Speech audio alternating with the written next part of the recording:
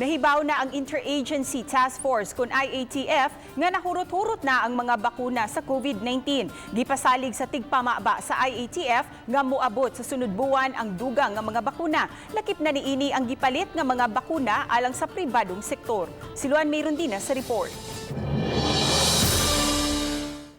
Nahunong ang pagpamakuna sa mga dakbayan sa Metro Cebu tungod kay nahurot-hurot ang bakuna nga gipada sa nasudnong kagamhanan sa mga dakbayan sa Sugbo, Mandaue, Lapu-Lapu ug Talisay.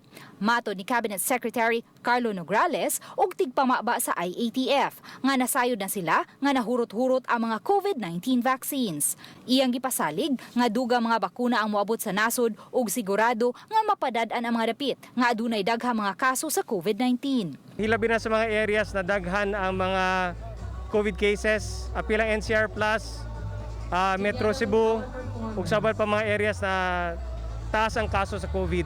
Samtang laing gipahibaw ni Nograles nga nakapalit na ang pribadong sektor ug mga bakuna alang sa ilang mga kawani.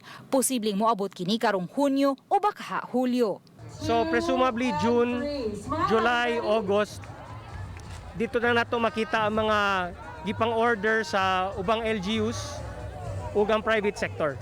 Uban ni Marlon Melgazo, Luan Mayrondina, Balitang Bisdak.